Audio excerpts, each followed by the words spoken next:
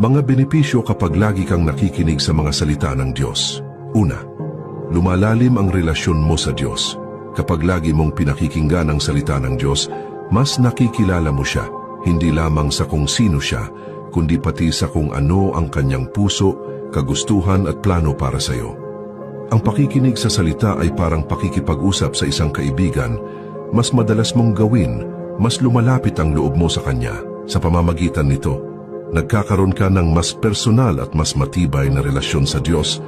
James 4 verse 8, lumapit kayo sa Diyos at lalapit siya sa inyo.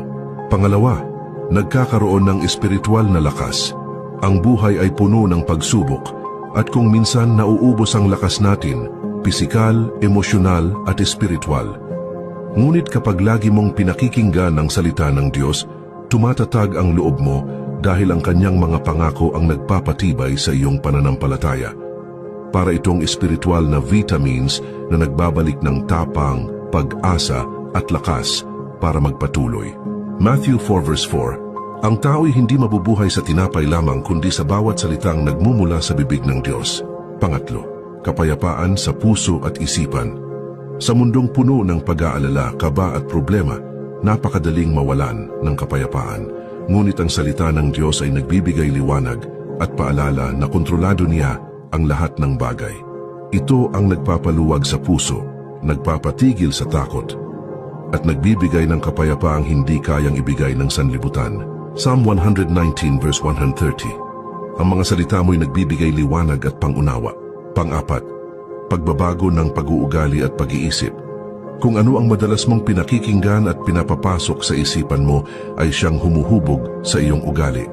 Kapag ang salita ng Diyos ang lagi mong naririnig, unti-unti nitong binabago ang iyong pag-iisip, pananaw at kilos. Ang dating asal na hindi nakalulugod sa Diyos ay napapalitan ng ugaling mas mahinahon, mas mapagmahal at mas makadiyos. Romans 12 verse 2. Huwag kayong umayon sa takbo ng mundong ito. Sa halip, magbago kayo sa pamamagitan ng pagbabago ng inyong isip. Panglima, pag-iwas sa kasalanan. Ang tukso ay laging nasa paligid, pero kapag ang puso mo ay puno ng salita ng Diyos, nagiging malinaw sa iyo ang tama at mali. Nagkakaroon ka ng lakas na umiwas sa mga bagay na hindi kalugod-lugod sa Kanya. Ang salita ang nagiging spiritual na paalala at proteksyon laban sa kasalanan.